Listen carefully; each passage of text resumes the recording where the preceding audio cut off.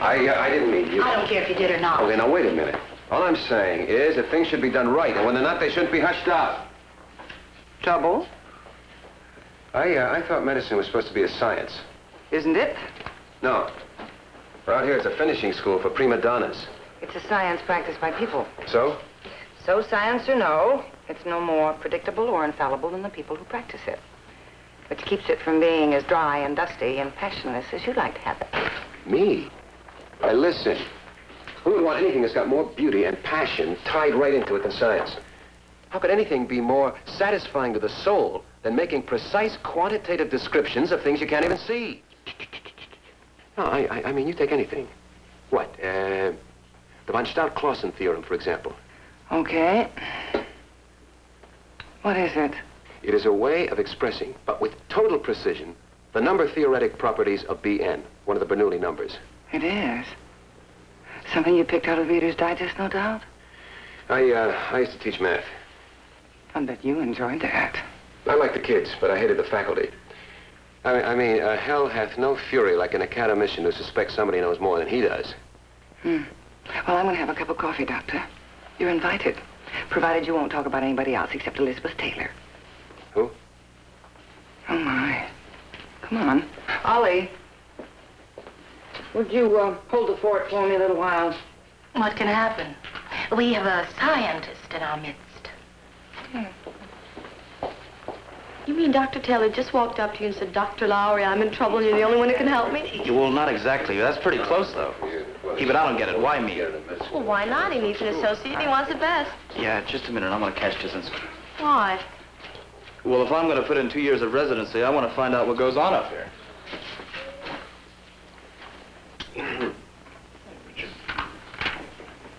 Greetings, Doctor. Mrs. Thorpe. Doctor, do you have a minute? Sure. Who are you? Oh, this is, Ned Lowry, one of our more promising interns. Oh, yes. What's your problem? Well, I'd like some information, Doctor. You see, I'm thinking about going into pediatrics. And, well, I think I can get a residency here.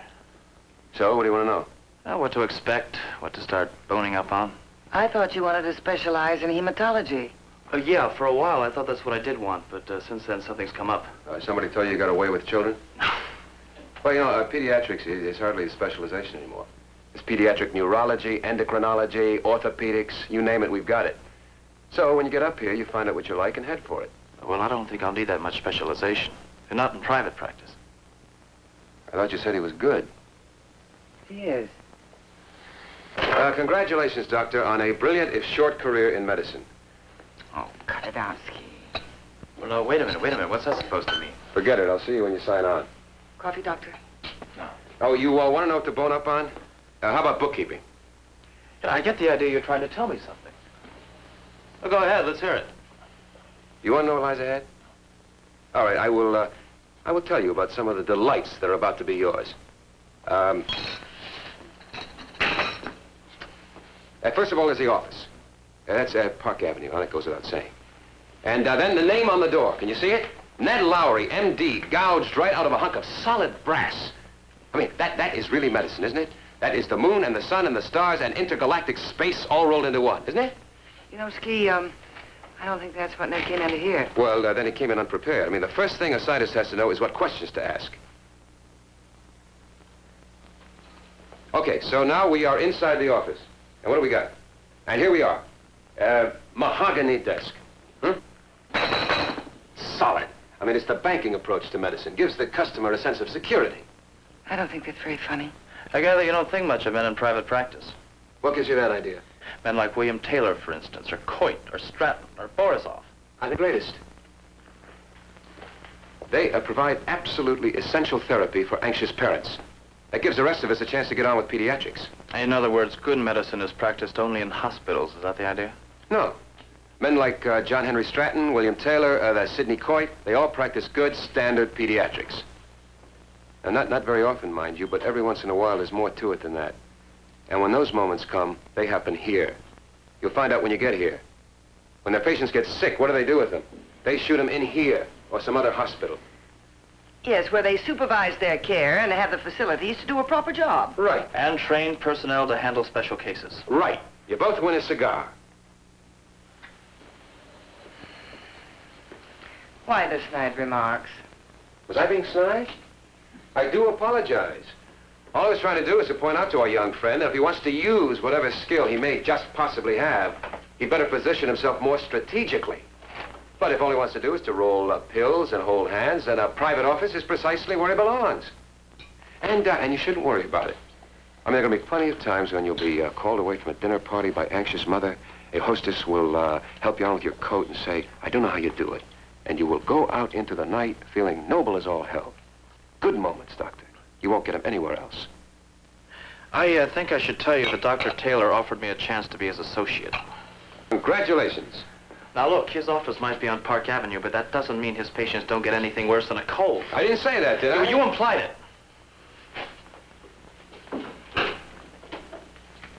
What's he so hot about? You, that's what he's so hot about, and I don't blame him. What did I do? Ah, don't give me that. No, I answered his question, didn't I?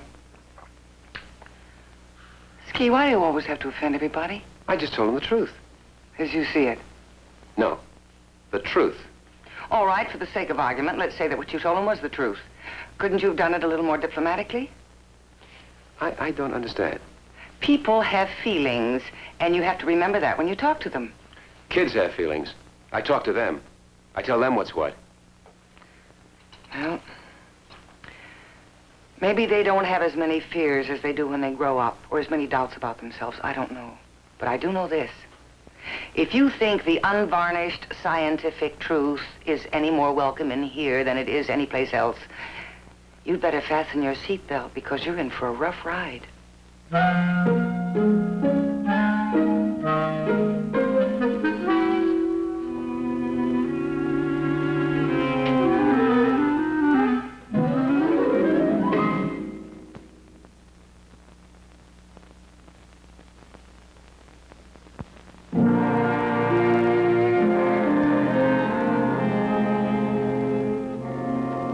Just another minute.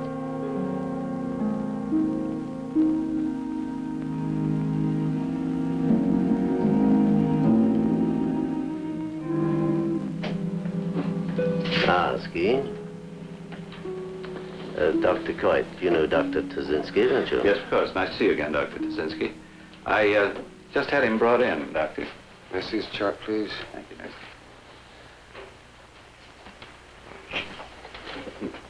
Well, it looks like everything's under control. Dr. Tazinski will see you get everything you need. Thanks, Dan. Good. Well, Nicholas, how are you feeling now? Your mommy's downstairs. Just outside that door and down the big elevator. You remember the big elevator, don't you?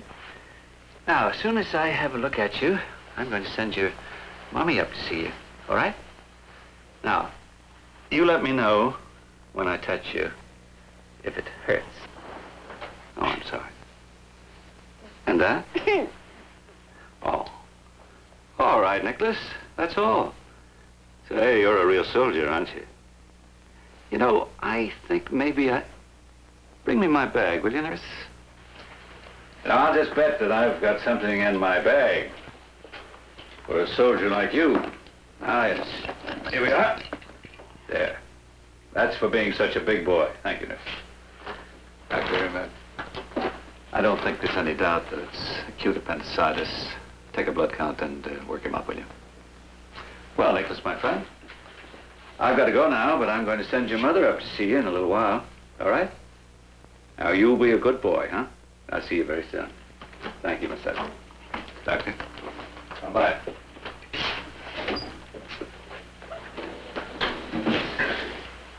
You know what? What? You don't have to be a good boy if you don't want to. Do you want me to stay for anything, Doctor? No, no. You know what my name is? Ski. What kind of a name is that, huh? That's pretty silly, isn't it? Boy, being sick isn't any fun, is it? I hate it. Nicholas Phipps, huh? I bet you'll be going to school pretty soon, huh? I go now. You do? How fooling. I didn't think you were old enough. Well, are you in the first grade? No. Oh, kindergarten, huh? I bet that's a lot of fun. Did you go to school this morning, Nicholas? Yes. Mm-hmm. Did you feel sick at school? No. Oh, you didn't feel sick until you got home. Well, what'd you do in school this morning? Did you sing? No. Did your teacher tell you a story? Yes. Ah, well, that's very good. I mean, I like stories a lot. Did you have something to eat? We had juice. Juice? And cookies? Crackers. Crackers? Well, that sounds pretty harmless, doesn't it? What else did you do? Did you play? Yeah. Well, that's very good. I mean, that sounds like a very good day at school. We danced. You danced? Well, how about me?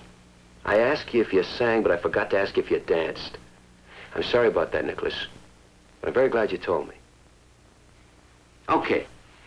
Now, what do you say we pull your gown up, down, and take a look? Okay?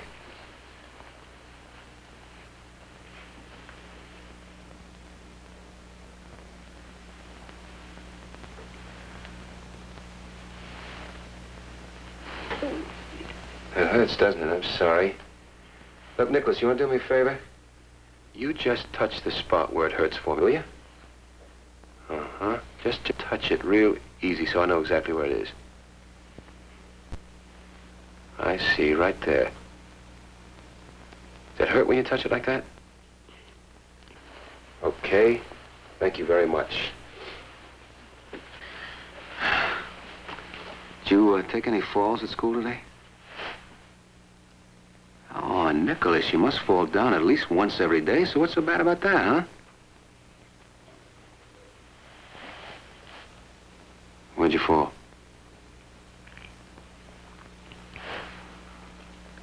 Someplace you shouldn't have been, huh? Oh, Nicholas, I bet you went on the swings again. I can go on the swings. Oh, sure, yeah, you can go on the swings, but you're not supposed to go on the slides, right? The jungle gym. Oh, the jungle gym. How high were you when you fell? All the way to the top? I was on the third one. On the third one?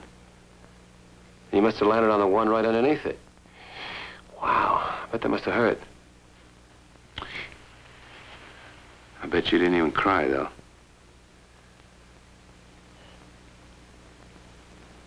I've been caring for that boy since he was born.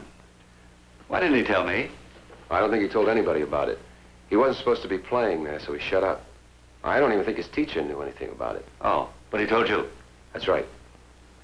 Well, finding out about that fall and calling it to my attention was darn good work.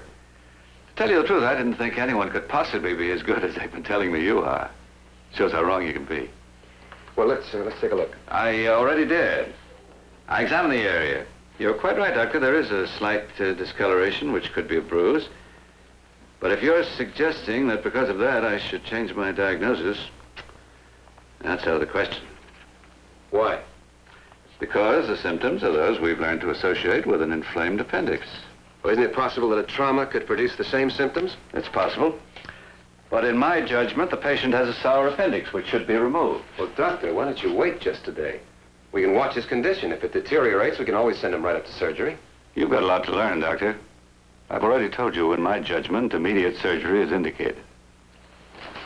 You just can't bear the idea that you may have been wrong in your diagnosis, can you? It kills you to think I found something you missed. No. You'd rather put that kid through an unnecessary operation than admit you're wrong. Please. Who do you think you are?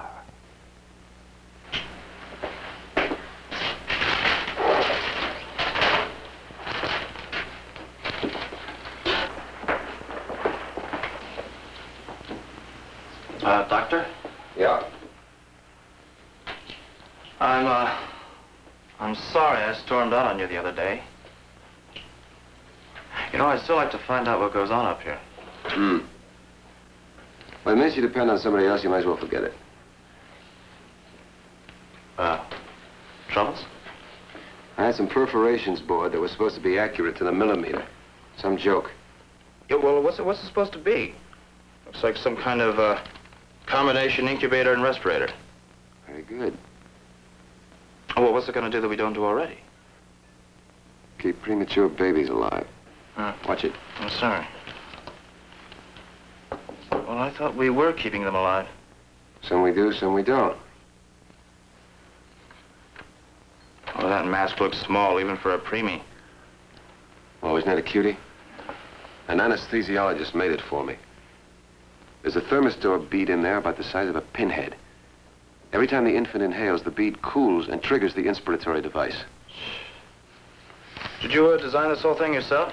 Hmm. And where'd you get the idea for it? Well, where do you get any idea? Dr. Tazinski. Dr. Solo would like to see you. Okay. Well, if you want to, try me again.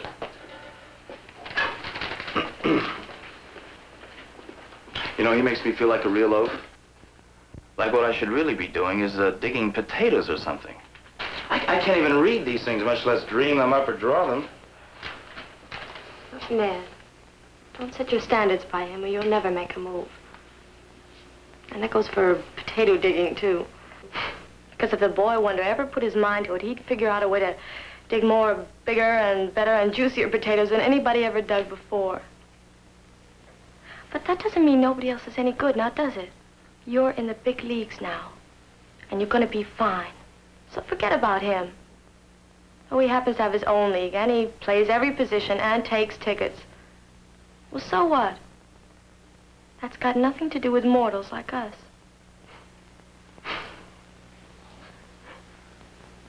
Dr. Coit said you insulted him. I didn't mean to hurt anybody's feelings. Well, it's not a question of feelings. Apparently you got way out of line with Coit. Is that so? I honestly don't remember what I said to him. Maybe I did. All right, so I'm a bad boy. I'm sorry. Will you tell the administration I said I was sorry? Oh, hold on now. There's more to it than that. Coit's a big man around here. He's quite a feather in the hospital's cap, and they don't like to lose feathers. Dr. Solo, I apologize. I would not drive Dr. Coit into the arms of the opposition for anything in the world. Okay? All right, all right. They asked me to talk to you, and I said I would. I can't say I've exactly shaken you up, but I think the last thing anybody expected was to have you apologize. Why shouldn't I? I tried to talk him into holding off on the Phipps boy, and we both got kind of steamed up, but I didn't mean to insult him. Good, good. I suppose it was my fault. I guess incompetence just makes me lose my temper, that's all. Oh, just a minute. Coit's not incompetent. You mean not always? I mean just what I said. He's a first-rate physician. Oh, yeah? Then why right at this minute does he have a patient in major surgery who has no business being there? Who says he's no business being there? I say. But Coit and the surgeon both say you're wrong. Has that possibility ever occurred to you, that you might be wrong? Sure, I might be. It just happens that I'm not. How can you say that? You know as well as I do that an appendix, especially at that age, can't be diagnosed as 100% certainty. That kid's appendix is as healthy as mine. You don't know that. Then I'll just have to prove it, won't I?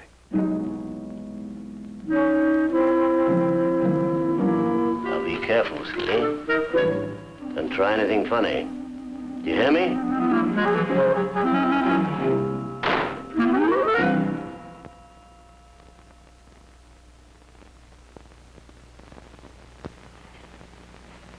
He's waking up. It's all over, darling. Nothing more to worry about. Isn't that right, Doctor? It certainly is. It's all over, Nicholas. You see? Didn't I tell you Dr. Coit would take good care of you? I don't think we could have done as good a job if we hadn't had a great deal of help from Nicholas. Oh, he's a real trooper. Isn't he, Miss Sutton? Oh, he's a big boy, all right. You hear that, darling? Mommy and Daddy are so proud of you. You know, some of them fight under the ether, but he was just wonderful. I'm sure he was. Smooth all the way, Mrs. Phipps. Not a thing to concern yourself with. Sydney, thank you. To see that he makes a good halfback. And send him to Amherst. Whiskey. Who, darling? Ski. Oh, I think he must mean Dr. Tazinski, one of the residents. They sent these specimens down from pediatrics. Doctor? Come here a minute. I'll show you something interesting. Well, sure, what have you got? Take a look. What do you see? I don't know. What do I see? A hunk of inflamed appendix. Well, what do you know? You got it? Yeah, got it. All right. Now take a look at this one. Notice any difference?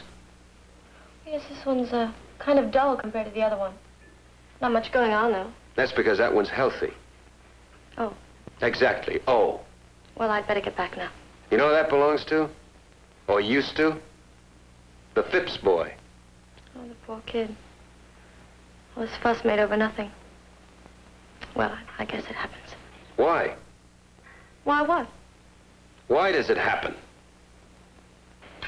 Hey, it looks like Herr Dr. Coit boo-booed. It seems Nicholas Phipps didn't have appendicitis at all. Gail, Lucas, do you know what you're saying?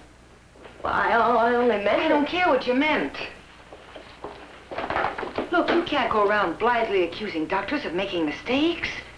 So the next time you have any thoughts like that, you keep them to yourself. Do you understand? Well, of course. But Look, for your own good, you'd listen to what Mrs. Thorpe just told you. What you just said could really put the cat among the chickens if somebody heard you. By the way, how did you hear about this? well, you know when you sent me to the pathology lab this morning? Dr. Tazinski was there, and he told me. That man again. What was he doing there? He was just there. He was using the microscope. He showed me the whole thing, the difference between an inflamed appendix and a healthy one. Don't those things go to pathology automatically? Of course they do. Well, then why did he have to check it, too? I don't know. Excuse me, ladies.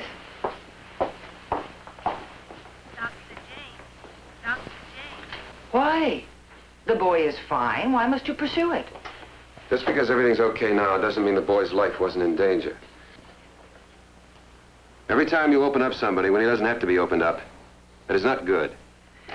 But you can harm or even ruin a career of a man like Dr. Coit as though it meant nothing at all? Well, maybe Coit has to be sacrificed to strike a blow for science, for truth, for precision against pride, for humility against humbug. If I do that, I promise you I'll start a Coit Foundation. You've lost me, Doctor. What has any of this to do with pride and humility? It's got everything to do with it. There are 3 words the doctor should be able to say faster than anybody else. I am wrong. You say that? Yes, I say that because I believe it. Anytime objective evidence proves I'm wrong, I'll shout it from the rooftops. You tell me one time I ever said I was right in the face of contrary evidence. All a scientist is a guy who's learned how to read another language.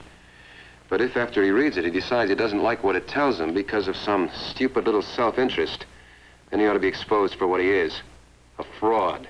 Meaning, I take it, Sidney Coit. That's right. Sidney, bow down 3 times and kiss my foot, Coit. Look, couldn't it have just been an honest mistake? Even you make allowances for those, don't you? Sure I do. That's exactly what it was, an honest mistake. Well? Until I examined the boy and came up with additional evidence. Evidence he should have been able to find out for himself. But that's beside the point. The point is that the minute he knew about the fall and about the trauma to the affected region, Coit had to give at least equal weight to a whole new set of possibilities. But not old infallible. Oh no, he had spake, and he was not about to spake again. Especially not for some upstart second-year resident who seemed a little stiff in the joints when it came to bending his knee to his betters and elders. He wouldn't listen to you and you're sore. That's what this is really all about, isn't it? You want to teach him a lesson. You really think I care about him? You think I give a damn about any of them? Oh, let it go, Ski. Just let it go. I can't. Medicine can't afford to let it go. There's too much at stake. Besides, I've already sent a formal charge against Coit to the medical board. You didn't. I did? Oh, look, Ski, withdraw those charges. Just tell him you made a mistake and you're sorry. I'm not sorry. I didn't make a mistake. Coit did. What do you look so worried about? You. I'm worried about you. That's the first time anybody said that in a long time. I thought people around here thought I was some kind of tiger or something. Well, I was the kind of kid that always brought home stray alley cats. Anyway, I suppose people think you're someone who can take care of themselves. That's why they don't worry about you. I suppose so. I hope they're right, Ski. Sure. Sure they are. I'd just like to say to you, Dr. Coit, before we go any further, that we could have ignored Dr. Tazinski. We could have very easily have just told him to mind his manners, and we would all have been saved considerable time and possibly some embarrassment. But I'm sure you'll agree that this wouldn't have been the best way to demonstrate that we take our responsibilities seriously. Oh, I do agree. Absolutely, Doctor. As a matter of fact, if the board hadn't decided to air this thing, I would have insisted on it myself. Good. I'm glad we are in agreement. Now, Dr. Tazinski, suppose you begin by telling us the circumstances of this case, as you believe them to be. Well, there's not much more to it than what I wrote in my report. Nicholas Phipps was admitted about, 3 o'clock. In the morning? No, in the afternoon. He had vomited and complained of the stomach ache. I think Dr. Coit did the right thing to have him admitted. Thank you. Dr. Coit examined the boy and diagnosed his condition as acute appendicitis. An appendectomy was ordered for the next morning. At what point did you enter the picture? I was the resident on the floor when the boy was admitted, and I was called in to do the workup after Dr. Coit had already made his diagnosis. All right, go on. Well, Dr. Coit left, and the boy and I got to talking. How old is the boy, may we know? Yes, the boy is 5 years old, Doctor. He's 6. Anyway, we got to talking. And he told me that he'd had a fall at school that morning. I examined him closely and found that there were external indications of trauma. Where? In the lower right quadrant of the abdomen, right at McBurney's point. The region was excessively tender when palpated. And what did you conclude from this? That there was at least the possibility that the patient's symptoms were caused by trauma and not by acute appendicitis. So what'd you do? I told Dr. Coit what I'd found out. He examined the boy again and said there was a bruise, all right, but it didn't change anything about the diagnosis, not as far as he was concerned. I tried to persuade him to hold off on the operation, to observe the patient for 24 hours even. If he didn't improve, we could still operate. But he wouldn't do it. The boy was operated on. And as you know, pathology showed the appendix was in good shape. Doctor, what are the symptoms commonly associated with acute appendicitis? Loss of appetite, vomiting usually, abdominal pain, low-grade fever, and an increased white count. Were those symptoms present in this instance? Sure they were. Is it likely trauma would cause an elevated white count? No, but the increase was very slight and could easily have been caused by another infection. Isn't it a fact, with the symptoms you just defined, that acute appendicitis is virtually an automatic diagnosis? Yes, it is. I'm sorry, Tom, but it seems to me that Dr. Tazinski has just admitted that my diagnosis was the only one possible, given these symptoms. I'm afraid I'm a little confused as to just what his problem is. My problem is with what Dr. Newhouse calls the automatic diagnosis. My problem is that you were wrong. And I told you you were going to be wrong, but you didn't care. Of course I care. But I had a decision to make. And it seemed to me far better to base that decision on my experience rather than yours. As a matter of fact, it still does. I've made that diagnosis hundreds of times. And 99 times out of 100, it's been the correct one. Also, I wasn't the only one involved, you know. There was a surgeon. One of the best surgeons in this city, I might add, and by an odd coincidence, his opinion happened to agree with mine. Oh, yes, the surgeon. Tell me, Doctor, when your television set goes slightly on the blink, did you ever wish that you could take it to somebody besides the man who makes his living fixing television sets? You're out of line, Doctor. Perhaps I ought to remind you that we are here today because you have made a very serious charge. A charge, I might add, against a highly respected physician who has used the facilities of this hospital for many years without complaint. Now, if you'll take my advice, you'll stick to the facts and skip all this. All right. Let's forget that. That's not the point. Let's take Dr. Coit's claim that he's right 99 times out of 100 in diagnosing acute appendicitis. You know what his average really is? It's 86 out of 100. And that's high. For the hospital, the average is somewhere around 83 or 84. I was speaking figuratively, of course. I think with a condition as tough as this one, hitting it right 86 or even 83 times out of 100 is pretty darn good work. You wouldn't remember when the average wasn't nearly that high. But I'll bet some of these gentlemen do. Sure, we're doing better. But why pat ourselves on the back for moving ahead 10 yards when we could have made a mile? Isn't the reason it takes us so long to get anywhere in medicine that every man with a reputation to protect holds on to what he knows and rejects what he doesn't know? Or possibly that we can't afford to move until we're sure, much to the annoyance of impatient young men. But it seems to me that we're getting away from the problem of recognizing acute appendicitis. All right. How about the patient who dies on the table having an appendectomy he didn't need in the first place? How much comfort does he get because he's one of the 14 losers, because the odds going in really were with him? Odds? I thought we were supposed to be doctors, not crapshooters. We have to look on every patient as possibly one of the 14, rather than probably one of the 86 if we want to call ourselves scientists. It seems to me that we ought to look on every case as something unique, a whole new set of circumstances. Sure, we have to use our experience as a place to start, but that's all. If we diagnose everything on the basis that we're going to be right 86 times out of 100, that's not science. It's statistics. It isn't medicine, it's trained mediocrity. But what I really object to is not so much that Dr. Coit was wrong. He did what he's used to doing, and he has the figures to prove he can get away with it. But in this case, he didn't have to do that, because I showed him how this set of circumstances was unique. That's what I object to. That rather than admit he may have overlooked something, he may have made a mistake, he'd prefer to send a boy to surgery and rely on this whole system to protect him. To me, that's criminal. Not legally, maybe, but morally. Tom, I don't think I'm going to listen to any more of this. I've practiced medicine in this city for over 25 years. A lot of it right here in this hospital. I'm not ashamed of my record as a doctor. In fact, I'm a little bit proud of it. So if you gentlemen want to sit here and listen to this young man call me a criminal, well, I'm sure you'll excuse me. Sidney. Sidney! You want to say anything else? I know how it must seem putting myself up against a man like Dr. Coit. But it's not me. I'm not saying I found something nobody else could find. I'm not saying I'm better than he is. Then what are you saying? That he turned me down because of something no doctor can let himself become the prisoner of. His pride. That's the enemy here. Not procedure, not technique. Self-satisfaction. Certainty. To me, doubt is the thing. It is everything. From doubt can come wisdom, but certainty leads only to error. That's the tragedy of Dr. Coit. He's forgotten how to wonder, how to question, how to doubt. Is that all? Yes. Thank you, Doctor. We'll discuss this, look into it, and you'll be notified of our decision.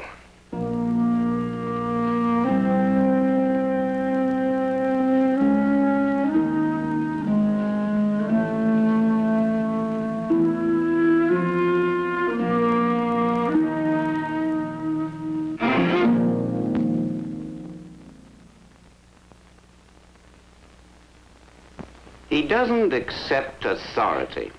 I think that's the biggest problem I have with him. You mean that he disobeys instructions? It's not that he disobeys so much as that he questions every procedure, every order. It's not always easy to be patient with a man like that. He doesn't seem to realize people make mistakes. His demands are too high. Would you say that he antagonizes the nurses? I certainly would.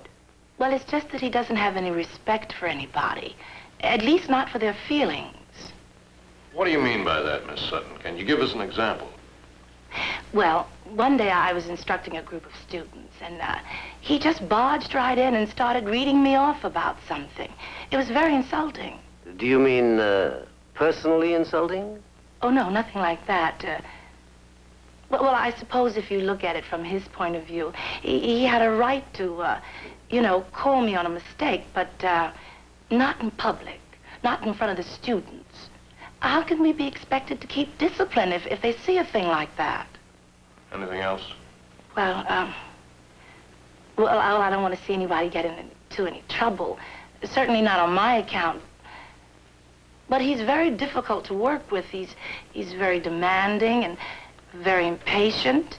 Well, all nurses think so. Of course he's impossible. He's rude and insensitive and stubborn as a mule. Does that mean you think he's unfit to perform his duties at this hospital? He's nothing of the kind. We've been told, Mrs. Thorpe, that many of the nurses aren't too happy with this man. Would you agree with that? Sure, I'd agree.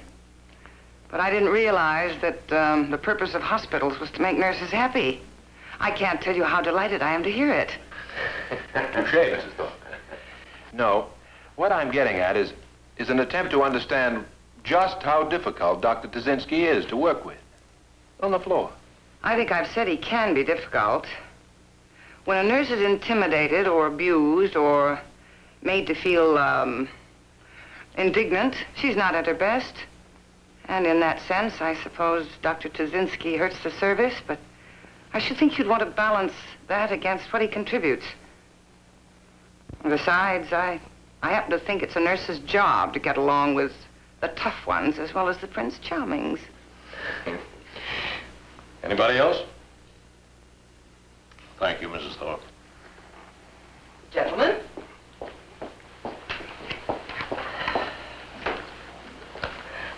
What about you, Dan? You've seen him in action. He's good.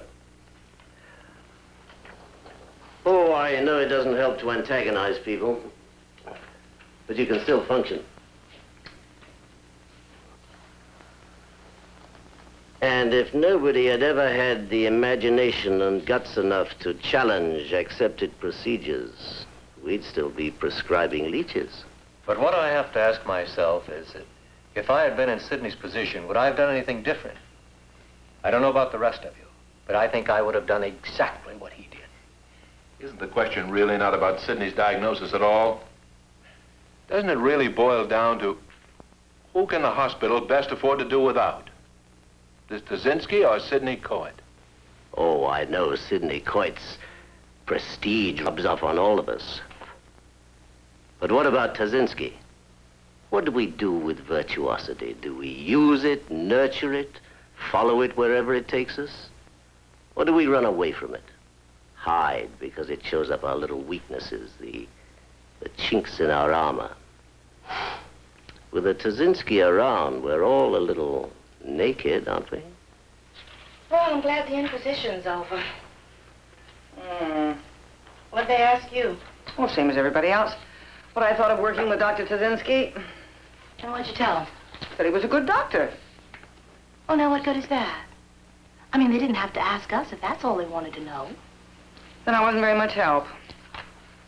Well, anyway, the hearing's about Dr. Coit, so what any of us said about the boy wonder is hardly to the point, is it? I don't know. They just asked me a question. I answered it. You know, just because he never had enough nerve to let you have it, you think he's the greatest thing since Dr. Spock. Sweetie, I hate to disillusion you about my being terrifying, but I assure you that if he can give it to Dr. Coit, he can do it to me, too, and he has. Well, why don't you act like it? Okay, next time I see him, I'll kick him in the shins. I think I already did. How? Well, you know how he affects me. You and several others. Well, I don't know about the others, but, I let him have it during the hearing. What did you say? I carried on about, how he insulted me. And about how impossible he was to work with. I carried on as if they were talking about my old family honor. Well, aren't you the little hatchet lady? Well, I had a chance to dish it out, so I dished.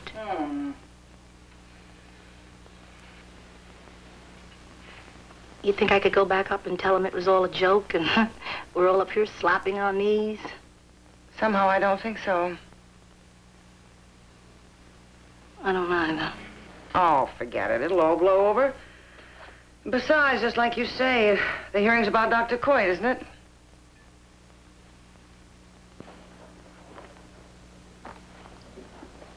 Yes. I'm sorry, Doctor, about the time it's taken to get back to you, but the full board had to meet to consider the report of this committee. Now, the board decided that airing this issue probably hasn't done any harm. As a matter of fact, it may even have done some good. If there is a genuine question of procedure, it's a lot better to bring it to a panel like this and have it out. At any rate, what we propose, and I don't want you to answer too hastily, is that we simply consider this matter closed and all get back to work. All right, why not? I'm satisfied. Good. That's just fine. And the board has accepted our recommendation that if you formally apologize to Dr. Coit, that'll be the end of it. When you told me just now not to answer too quickly, I thought you meant that if I didn't agree to let it drop, Coit would have to go. You didn't mean that at all. You meant if I didn't let it drop, I'd have to go. I'm sorry. I thought you understood. You want me to apologize? For what? Ski, please. No, but what am I supposed to be sorry for? For breaking the unwritten law? Thou shalt not blow the whistle on a fellow doctor? We're giving chance. Don't throw it away. I know, but I can't apologize unless I know what I did wrong, can I? I told the truth. Okay, I'm sorry. I promise never to do it again as long as I live. Is that what you want me to say? Don't be a fool, Ski. Think, man. Think of what's important. Don't do this. Look, we're all trying to help you, but you won't let us. For God's sake, sir, you have to apologize. Don't tell me that it's the first time. Ski, you're good. Where could you go from here? What could you do? Ski, don't be stubborn.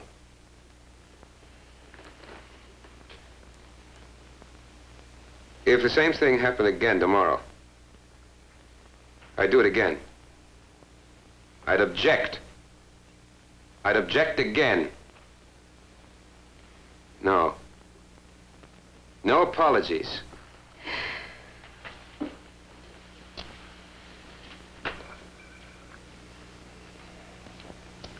Well, in that case, there's nothing else I can do except to tell you the decision of the board.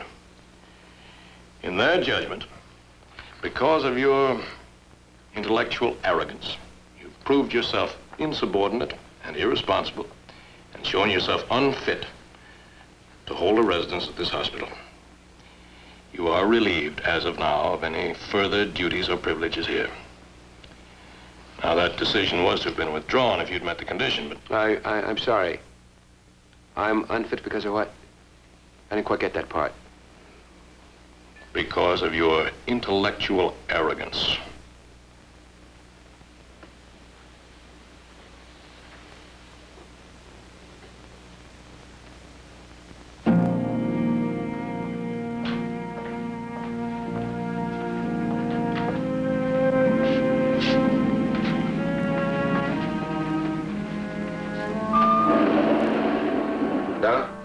No, it's going up. Doctor, I heard you were leaving. Well, I know this doesn't do any good, but...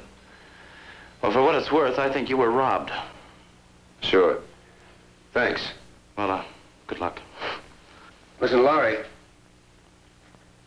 This is an imperfect place run by imperfect people. And medicine is an imperfect science. But if it's worth practicing, if it's worth perfecting, this is as good a place as any to do it. And a better place than most. I know. I think that's why I turned Taylor down. I can't believe I did it. Don't worry, we'll perfect it. Oh? What makes you think so?